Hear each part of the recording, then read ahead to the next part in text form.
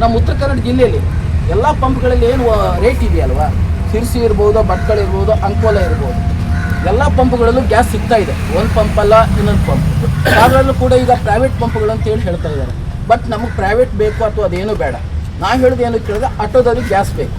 ಈಗ ಆಟೋದವ್ರಿಗೆ ಏನಾಗ್ತಿದೆ ಕೇಳಿದ್ರೆ, ಈಗ ಗ್ಯಾಸ್ ಇಲ್ಲದೆ ಈಗ ಅನೇಕ ರಿಕ್ಷಾಗಳು ಮನೇಲಿ ಇದ್ಕೊಂಡು ಅವ್ರಿಗೆ ದಿನ ಶಾಲೆ ಬಾಡಿಗೆ ಇರ್ಬೋದು, ಪ್ರತಿಯೊಂದು ಯಾವುದಕ್ಕೂ ಬರ್ಲಿಕ್ಕೆ ಆಗ್ತಾ ಇಲ್ಲ.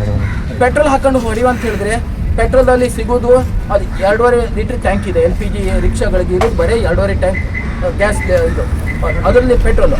ಅದರೇನಾಗುತ್ತೆ ಕೇಳಿದ್ರೆ ಅದು 3 ಲೀಟ್ರ್ ಗ್ಯಾಸು ಪೆಟ್ರೋಲ್ ರನ್ ಆಗಲ್ಲ. ಅದು ಮೈಲೇಜ್ ಬರೋದು 8ರಿಂದ 10. ನಮಗೆ ಯಾವುದೇ ರೀತಿಯಲ್ಲಿ ವರ್ಕೌಟ್ ಆಗಲ್ಲ. ನಾವು ಜೀವನವನ್ನು ನಡೆಸಲು ಪರದಾಡುವಂತಾಗಿದೆ. ಹಾಗೂ ಇಷ್ಟೊಂದು ಸಮಸ್ಯೆಗಳನ್ನು ಆಟೋ ಚಾಲಕರು ಎದುರಿಸಿದ್ದರೂ ಕೂಡ ಇದರ ಬಗ್ಗೆ ಜನಪ್ರತಿನಿಧಿಗಳು ಹಾಗೂ ಯಾವುದೇ ಅಧಿಕಾರಿಗಳು ಮೌನ ಆಗಿರುವುದು ದುರ್ದೈವದ ಸಂಗತಿ. ಮತ್ತಿದು ನಮ್ಮ ಈ ಆಟೋ ವರ್ಗಕ್ಕೆ ಹಾಗೂ ಇಡೀ ಚಾಲಕ ವರ್ಗಕ್ಕೆ ಮಾಡಿದ ಒಂದು ಅವಮಾನ. 130 ರೂಪಾಯಿಗೆ ಲೀಟ್ರಿಗೆ ನಿಮಗೆ ವಿತರಣೆ ಮಾಡ್ತೀವಿ ಅಂತ ಕೊಟ್ಟಿರ್ತಾರೆ. ಇಡೀ ಕರ್ನಾಟಕದಲ್ಲಿಯೂ ಕೂಡ ಇದ್ರ LPG ರೇಟನ್ನು ಎಲ್ಲೂ ಕೂಡ ಏರಿಸಲಿಲ್ಲ. ಈ ಕಾರವಾರದಲ್ಲೇ ಇವರು ಹಗಲು ಧೋರಣೆಯನ್ನು ಮಾಡ್ತಾ ಇದ್ದಾರೆ. ಪಾಪ ರಿಕ್ಷಾ ಜನರದ್ದು ಜೀವನ ನಿಮ್ಗೆ ಗೊತ್ತಿರೋ ಯಾವ ರೀತಿ ಇದೆ ಅಂತ. ಅವ್ರು ಬಾಕಿ ಉದ್ಯೋಗನೇ ಇಲ್ಲ, ಅದರಲ್ಲೇ ಅವಲಂಬಿತ ಮಾಡಿ ಕುಟುಂಬ ಎಲ್ಲ ಸಾಗಿಸ್ತಾ ಇದ್ದಾರೆ. ಇದರಲ್ಲಿ ಇವರು ದರೋಡೆ ಮಾಡ್ತಾ ಇದ್ದಾರೆ. 130 ಅಂದರೆ ಏನಾಗಿದೆ, ಅವರಿಗೆ ಹೇಳೋರಿಲ್ಲ, ಯಾರು ಕೇಳೋರಿಲ್ಲ. ಆ ಪರಿಸ್ಥಿತಿಯಲ್ಲಿ ಅವ್ರಿಗೆ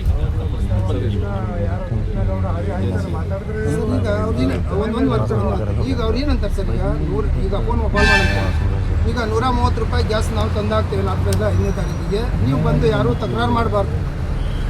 ನಾಳೆ ನಮ್ಮ ಮೇಲೆ ಅವ್ರು ಕ್ಲೇಮ್ ಮಾಡ್ತಾರೆ. ಅಲ್ಲಿ ಆಟೋ ಚಾಲಕ ನಿಮ್ಮ ಲೀಡ್ರಿಗೆ ಹೇಳಿದ್ದೇನೆ ನಾನು 130 ಅವ್ರು ಒಪ್ಕೊಂಡಿದ್ದಾರೆ ಅಂತೇಳಿ. ಅಂದರೆ ಚಾಲಕರ ಹತ್ರ ನಾವು ಮಿಸ್ಅಂಡರ್ಸ್ಟ್ಯಾಂಡ್ ಆಗ್ತಾ ಉಂಟು.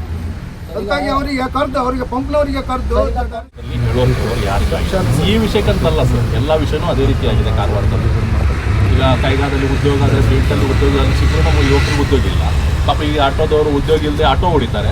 ಆಟೋ ಹೊಡೆದ್ರು ಕೂಡ ಅವ್ರಿಗೆ LPG ಗ್ಯಾಸಿಗೆ ಈ ರೀತಿ ಮತ್ತೆ ಈ ರೀತಿ ದಬ್ಬಾಳಿಕೆ ನಾವು ಕರೆಸ್ತೇವೆ. DD food okay. ನಿಮ್ಮಲ್ಲಿ ಯಾರಾದ್ರು ಒಬ್ಬರು ಮನೆ ಗ್ಯಾಸಿಗೂ ಪ್ರಾಬ್ಲಮ್ ಇದೆ, ಬಾಕಿ ಕಡೆ ಎಲ್ಲ ಸಿಗ್ತಾ ಇದೆ ಸರ್. ಈಗ ನೋಡಿ ಬೇಲ್ಪುರಿ ಮಾರೋರಿಗೆಲ್ಲ ಬೇಲ್ಪುರಿ ಮಾಡ್ತಾರಲ್ಲ, ಅವರಿಗೆಲ್ಲ ಗ್ಯಾಸ್ ಸಿಗುತ್ತೆ.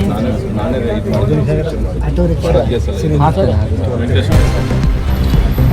ಇದು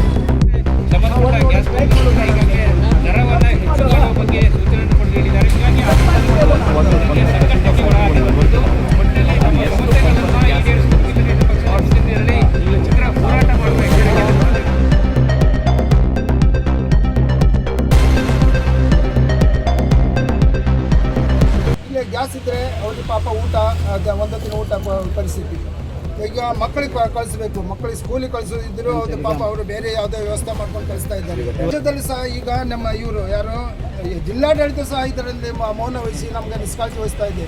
ಯಾಕಂದರೆ ಈಗ 6-7 ದಿವಸದಿಂದ ಈಗ ಸಮಸ್ಯೆ ಆಗ್ತಾ ಉಂಟು, ಎಲ್ಲರಿಗೂ ಗೊತ್ತುಂಟು. ಅವರಿಗೆ ಕರೆಸಿ ಯಾಕೆ ವಿಳಂಬ ಆಗ್ತಾ ಉಂಟು, ಇದರಲ್ಲಿ ಅನುಕೂಲ ಉಂಟು, ಈಗ ಇರಲಿಲ್ಲ. ಯಾಕೆ ಯಾವ ಪರಿಸ್ಥಿತಿ ಬೇರೆ ತಾಲೂಕಲ್ಲೆಲ್ಲ ಪ್ರತಿಯೊಂದು ತಾಲೂಕು 2-3 ಪಂಪ್ ಉಂಟು. ಒಂದು ಪಂಪ್ ಜಿಲ್ಲೆಯಲ್ಲಿ ಯಾವ ಎಲ್ಲ ತಾಲೂಕುಗಳಲ್ಲಿ ಯಾವ ರೇಟ್ ಇದೆಯಲ್ಲ ಅದೇ ರೇಟ್ ಅವ್ರಿಗೆ ಕೊಡಲಿ. ಅವರು ಅದನ್ನು ಬಿಟ್ಟು ಈಗ ಇವ್ರು ಬಂದು ಸಪ್ರೇಟಾಗಿ ದರ ನಿಗದಿಪಡಿಸ್ಲಿಕ್ಕಾಗಲ್ಲ. ಈಗ ಯಾವುದೇ ರೇಟನ್ನು ನಿಗದಿಪಡಿಸೋದು ಜಿಲ್ಲಾಡಳಿತ. ಈಗ ಜಿಲ್ಲಾಡಳಿತ ಮಾತನ್ನು ಇವರು ಕೇಳಿದ್ರೆ ಯಾವ ಏಕಾಏಕಿ ಇವರು 130 ರೂಪಾಯಿ ಏರಿಸಿ ಹಗಲು ದರೋಡೆ ಮಾಡ್ತಾ ಇದ್ದಾರೆ.